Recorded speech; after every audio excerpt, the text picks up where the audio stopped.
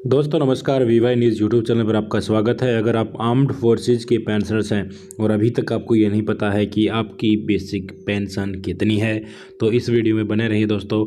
हम आपकी रैंक जिससे आप रिटायर्ड हुए हैं उस रैंक के हिसाब से आपको बताएंगे कि आपकी बेसिक पेंशन एग्जैक्टली कितनी है।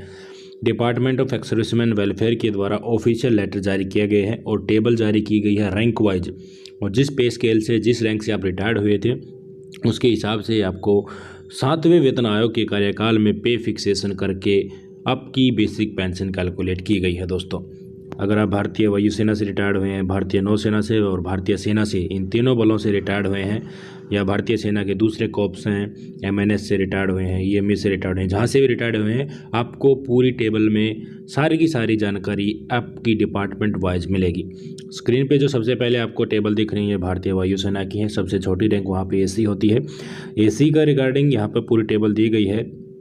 तो अगर आप भारतीय वायुसेना में एसी की रैंक से रिटायर्ड हुए हैं तो आप देख सकते हैं। अब सबसे पहले तो आप अपना कार्यकाल देखेंगे, किस कार्यकाल में आप रिटायर्ड हुए हैं। आप 1986 से लेकर 1995 के बीच हुए हैं, या 1996 से 1997 के बीच हुए हैं, या 2006 से 2015 के बीच में हुए हैं, या 1997 से 2005 के बीच में हुए हैं। यानी कि आप चौथे वेतन आयोग के कार्यकाल में रिटायर्ड हुए हैं, या 5वें में रिटायर्ड हुए हैं, या छठे वेतन आयोग के कार्यकाल में रिटायर्ड हुए हैं। तो आप अपनी बेसिक पे यहाँ से सिलेक्ट कीजिएगा, उसके कोरस्पॉन्डिंग आप सीधा इस टेबल पर आ जाइए। लास्ट में जो नोशन पे वाला कॉलम है, इस कॉलम में आएंगे और अपनी बेसिक पे नोशन पे 7वें वेतन आयोग के हिसाब से आपको पता चल जाएगी। तो इसको मैं धीरे धीरे नीचे स्क्रॉल डाउन करता हूँ। अगर आप इस कैटेगरी से थे, आपकी मान लीजिए बेसिक पेंशन, बेसिक पे जब आप रिटायर्ड हुए उस टाइम पे 1000 रुपीज़ थी, और आप 1986 से 1995 के बीच में रिटायर्ड हुए थे, तो आप इसके कोरस्पॉन्डिंग अपनी नोशन पे देख सकते हैं। ये 1700 नोशन पे है। इस नोशन पे का आप हाफ कर देंगे, यानी कि इसको 2 से डिवाइड कर देंगे। जो वैल्यू आएगा वहीं आपकी बेसिक पेंशन है। 7वां वेतन आयोग लागू होने के बाद, आपकी पेंशन रिवाइज होने के बाद वो आपकी बेसिक पेंशन है।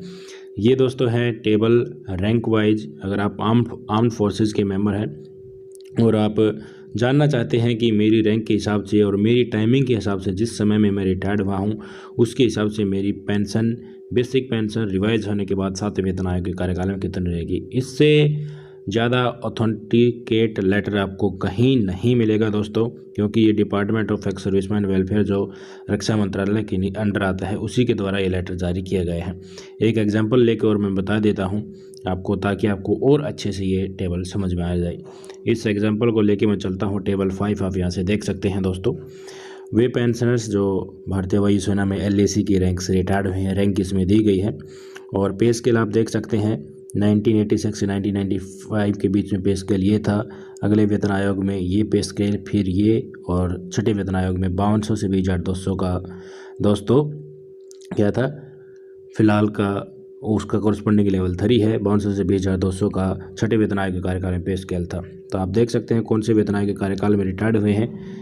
पहले तो वो देखेंगे, वो कॉलम देखेंगे, और उस कॉलम में आपकी बेसिक पे कितनी थी रिटायर्ड होते टाइम वो देखेंगे, और उसके कोरस्पॉन्डिंग लास्ट कॉलम में आ जाएंगे। वहीं आपकी नोशन पे होगी, उसका हाफ कर देंगे तो आपकी बेसिक पेंशन निकल के आ जाएगी। दोस्तों रैंक के हिसाब से हैं ये। छोटी रैंक निचली रैंक से जो स्टार्ट होती हैं भारतीय वायुसेना की, वो रैंक के हैं ये।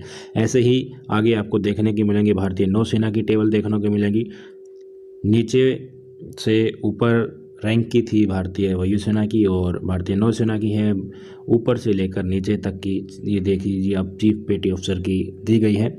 बेसिक पे वेतन आयोग के कार्यकाल के कोरस्पॉन्डिंग आप सेलेक्ट करेंगे। मान लीजिए आप 1997 से लेकर 2005 के बीच में कहीं रिटायर्ड हुए हैं, तो इस टेबल में आपकी बेसिक पे मिल जाएगी। बेसिक पे आपको ध्यान होगा जिस टाइम आप रिटायर्ड हुए थे वो आपको जानना ज़रूरी है।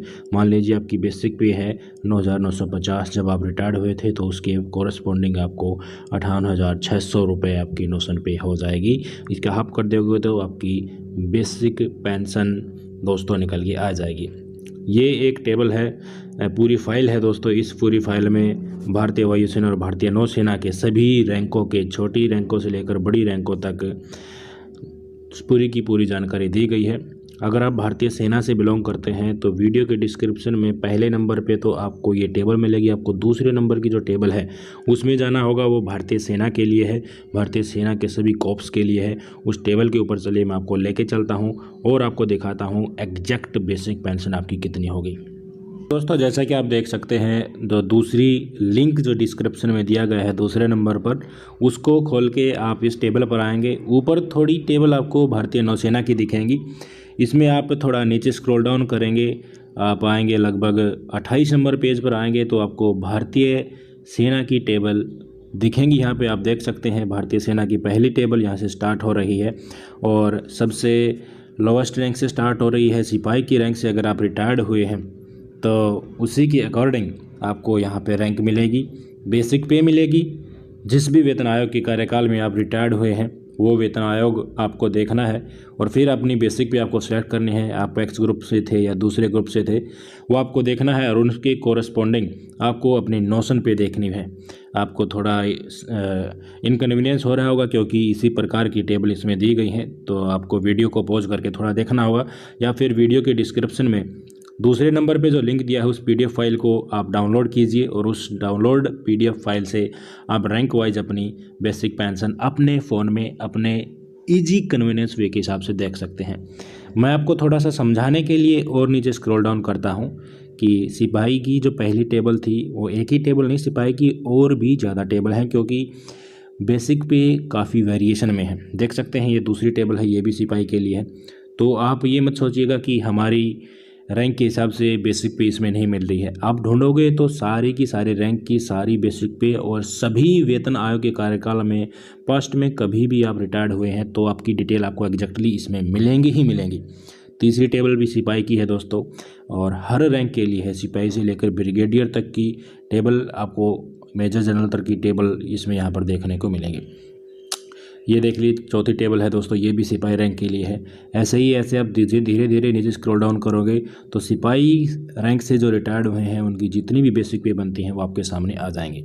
ये पहली टेबल है नायक रैंक की। अगर आप नायक रैंक से भारतीय सेना से रिटायर्ड हुए हैं, चाहे आप 1995 और 1986 के बीच में रिटायर्ड हुए हों, चाहे आप इससे आगे का जो पीरियड है 1996 से 2005 के बीच में रिटायर्ड हुए हैं, और या आप रिटायर्ड हुए हैं चौथे, पाँचवें, छठे वेतन आयोग के कार्यकाल में, तो आप यहाँ से अपनी बेसिक पे सेलेक्ट कीजिएगा, उस लाइन को पकड़िएगा और बिल्कुल लास्ट में आ जाइएगा।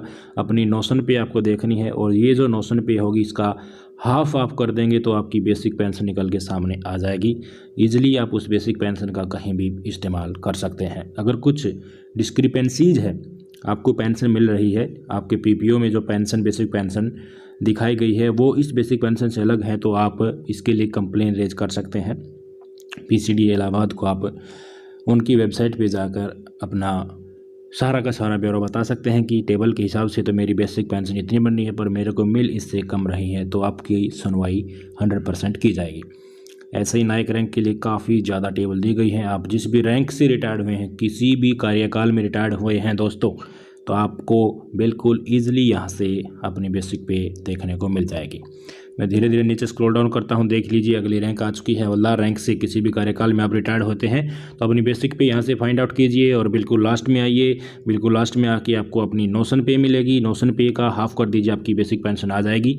और आपको जो पेंशन मिलती है आपकी बेसिक पेंशन के ऊपर डीए लगता है, फिक्स्ड मेडिकल अलाउंस भी मिलता है, टोटल अमाउंट आपका क्रेडिट जो हो गया आता है वो अलाउंसेस के साथ आता है, बेसिक पेंशन भी उसमें इंक्लूड होती है। मैं और थोड़ा नीचे स्क्रॉल डाउन कर रहा हूँ दोस्तों, हवलदार की रैंक थी ये और नीचे धीरे धीरे रैंक बढ़ने लग जाएगी। हवलदार के बाद दोस्तों नायब सूबेदार की रैंक यहाँ पे आने वाली है।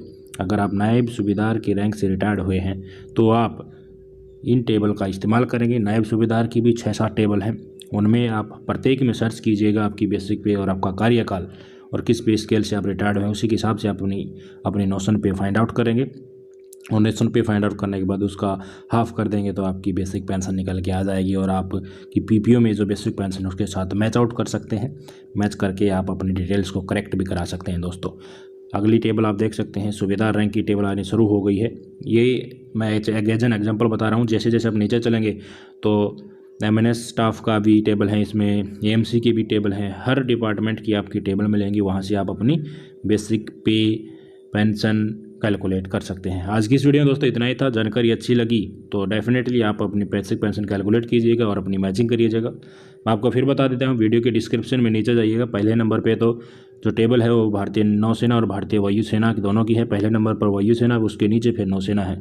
दूसरे नंबर पे जो आपको लिंक मिलेगा उसके आप ऊपर क्लिक करोगे तो जो फिलहाल टेबल आपको दिख रही है वो डाउनलोड होगी, वो भारतीय सेना के लिए है। इससे आप अगर आप भारतीय सेना से कभी भी रिटायर्ड हुए हैं किसी भी कॉप से, तो आप अपनी बेसिक पेंशन कैलकुलेट कर सकते हैं। आज की इस वीडियो में दोस्तों इतना ही था। बने रहिए हमारे साथ नेक्स्ट वीडियो तक। अगर जानकारी अच्छी लगी तो चैनल को दोस्तों सब्सक्राइब जरूर करें। हमारे बहुत कम सब्सक्राइबर हैं, हम आशा करते हैं कि आप जरूर सब्सक्राइब करेंगे। वीडियो को लाइक कीजिए और अपने ऐसे ही दोस्तों जिनको जानकारी की जरूरत है उनके पास तुरंत इस वीडियो को शेयर कर दीजिएगा। जय हिंद, वंदे मातरम।